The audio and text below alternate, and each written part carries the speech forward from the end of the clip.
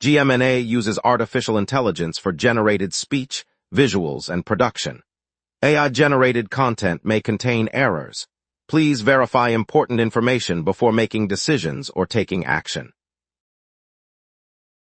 Let's dive into the headlines shaping our city.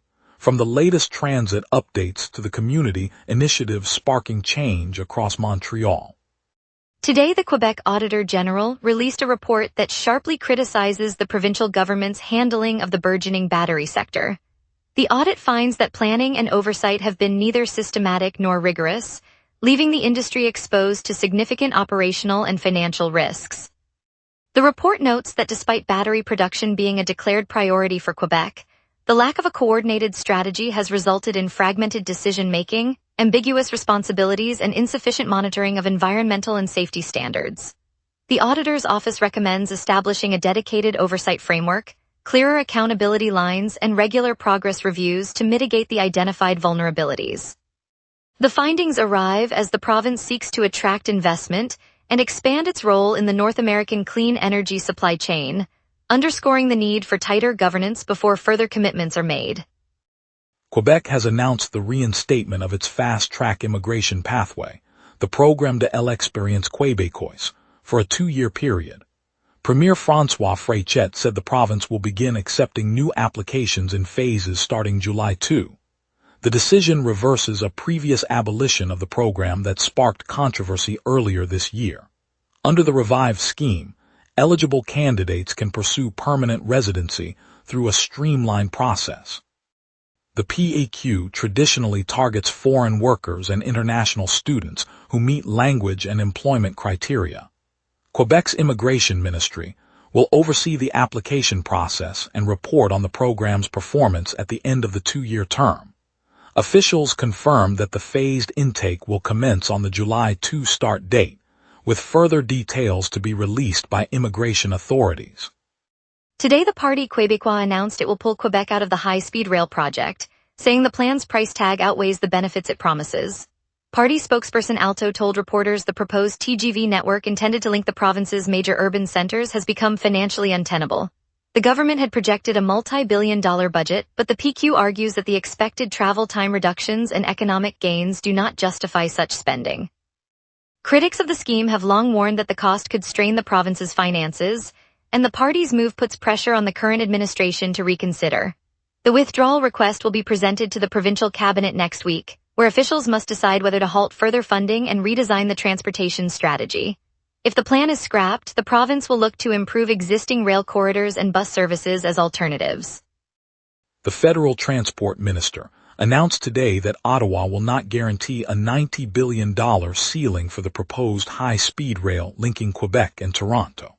The decision comes as the government reviews its funding commitments for the project promoted by Alto. Officials said the lack of a binding cost cap creates uncertainty around the multi-billion-dollar investment and could delay negotiations with provincial partners. Ottawa's stance leaves the federal share of financing in question, prompting the provinces to reassess their own contributions and the overall timeline for construction. Critics argue the refusal undermines efforts to reduce road congestion and greenhouse gas emissions along the corridor, while supporters of the rail line stress its potential to boost economic ties between the two cities. The Transport Ministry said further discussions will continue as the review progresses. Severe thunderstorm watch now in effect for portions of the province this Wednesday afternoon and evening. Meteorologists warn that the system could produce strong winds, large hail, and isolated tornadoes across a swath that includes the Laurentides, Montérégie, and parts of the Capitale Nord region.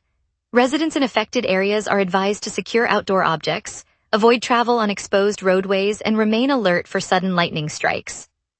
Local schools and businesses have been told to monitor conditions and be prepared to suspend outdoor activities if the weather intensifies. Emergency services stand ready to respond to any incidents, and the Provincial Weather Agency will issue further updates as the situation evolves. Power companies are also on standby to address possible outages, and authorities stress that while the watch does not guarantee severe weather, the potential for dangerous thunderstorms warrants heightened vigilance. Later, we'll hear how police are tracking a text-based crime ring targeting Montreal teens, plus high-speed rail updates. We will be right back. Watch the local sunset tonight at 6 p.m. for all your local Montreal news. Welcome back, everyone. Thanks for staying with us. First up, Rashek Reed brings you the top local stories you need to hear right now. Police are warning that teenagers in the province are being lured into criminal work through text messages. The Aurora unit of the Montreal Police Service disclosed on June 10 that it has been monitoring social media channels where such contracts appear. Investigators say the offers target young Montrealers, asking them to carry out offenses in locations across Quebec. The unit began its surveillance after uncovering a pattern of messages promising payment for illicit tasks.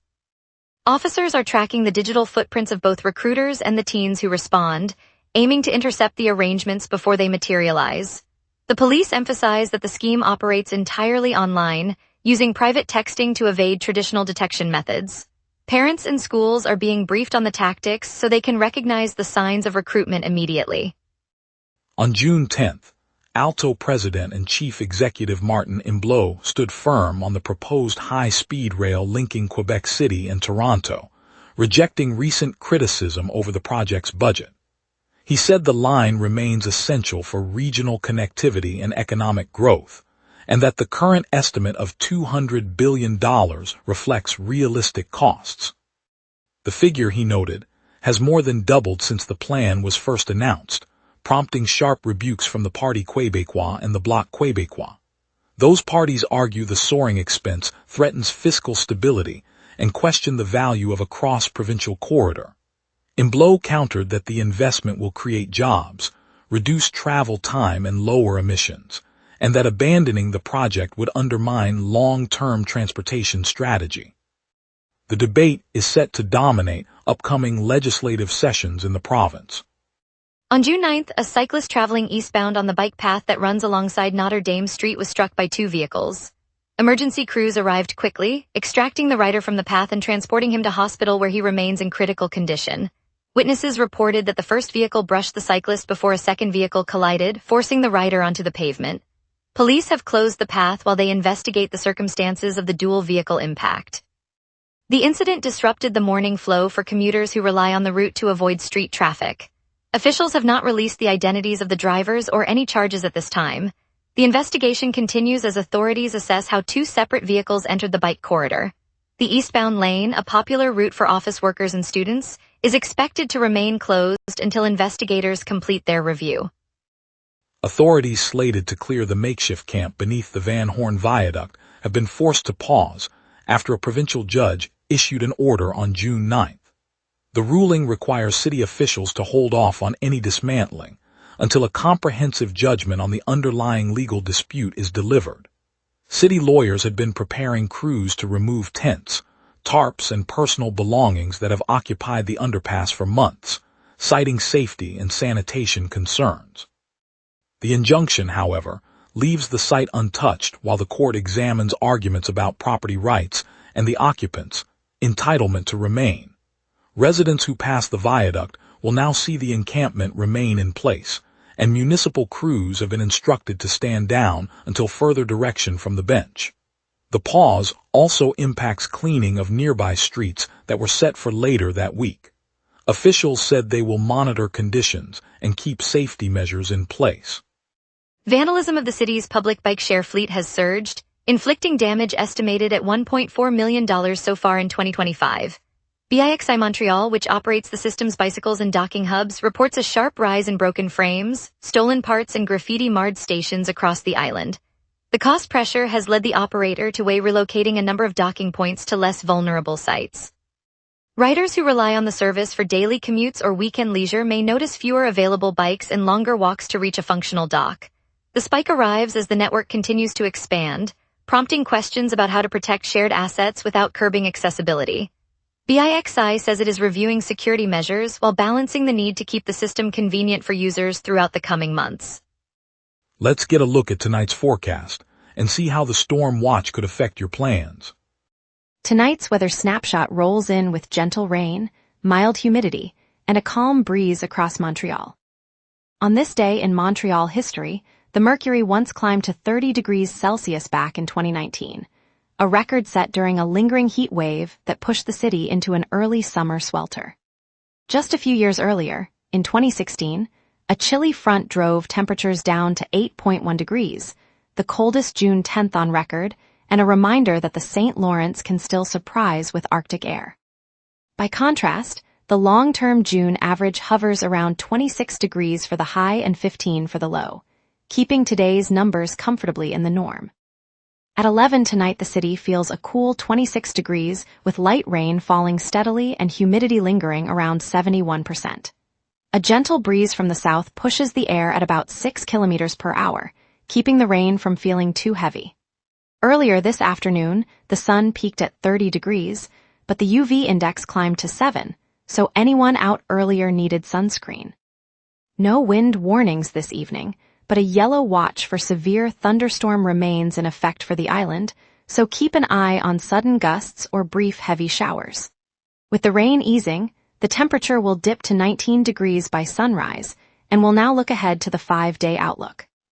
Looking ahead, Thursday will bring a milder day with a high near 27 degrees and a low around 21. Skies stay overcast, so you might keep that jacket handy even though the temperature feels comfortable. Friday steps up a touch, reaching 28 degrees at its peak, but a 55% chance of rain rolls in, so an umbrella could be wise. Saturday brightens with a clear sky and a high of 25 degrees, perfect for outdoor plans, while the night cools to 18. Sunday mirrors Saturday's warmth at 25 degrees, but brings light rain and again, a 55% chance, so dress in layers. Finally, Monday eases down to a high of 20 degrees and a low of 15 under overcast conditions, ending the stretch with a gentle cool down. We'll break down today's traffic snarls, preview what's on at the market, and catch the Hurricanes' playoff push. We will be right back. Watch the local sunset tonight at 6 p.m.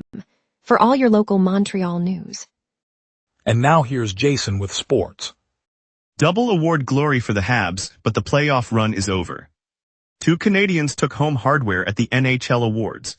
Captain Nick Suzuki claimed the Frank J. Selk Trophy, while Cole Caulfield was awarded the Lady Byng Trophy. Montreal earning 2 individual honors in the same ceremony is a strong statement heading into the offseason, according to CBC Sports NHL. The Canadiens' playoff run came to an end in the Eastern Conference Final. Carolina's Logan Stankoven scored one of 3 first-period goals in Game 5 as the Hurricanes defeated Montreal and punched their ticket to the Stanley Cup Final. CBC Sports NHL reported the loss ended the Habs' postseason. A major signing in women's hockey. According to a person with knowledge of the deal who spoke to the Associated Press, star forward Hillary Knight is headed to PWHL expansion team Detroit via sign-and-trade involving Las Vegas. Sportsnet reported the deal Monday. On a crisp Saturday morning along the historic Rue de la Cathédrale, commuters gathered as crews began sealing the eastbound ramps of the Ville-Marie tunnel that link Rue Notre Dame and Boulevard Robert Bourassa. The usual rush of headlights softened into a quiet hum, and a small group of volunteers from the neighborhood association rolled out bright orange cones and hand-painted signs that read "New Path, New Possibility." As the tunnel's access points closed, a pop-up market sprang to life on the adjacent sidewalk, where a local baker set out trays of warm butter croissants, and a young violinist filled the air with a lilting melody that drifted over the construction site.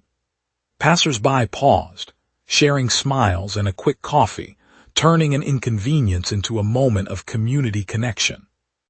By late afternoon, a temporary pedestrian lane, lined with flower boxes and children's chalk drawings, welcomed families strolling toward the nearby park.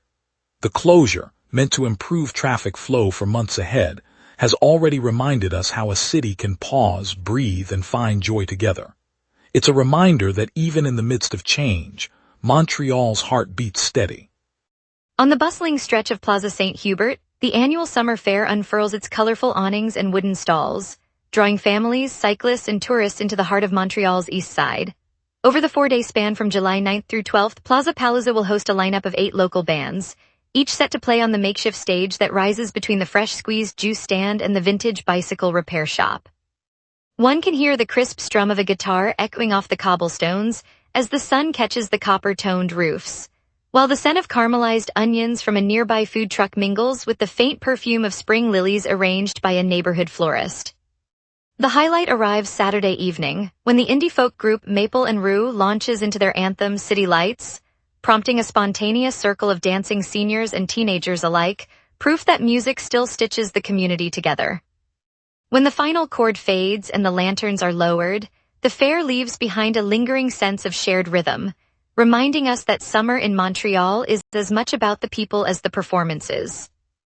Thank you, Montreal, for joining us on The Wrap. Tonight's look at the police's effort to track text-based recruitment of local teens highlighted a pressing safety issue. We appreciate your attention and look forward to bringing you more insight tomorrow. Stay safe and see you then.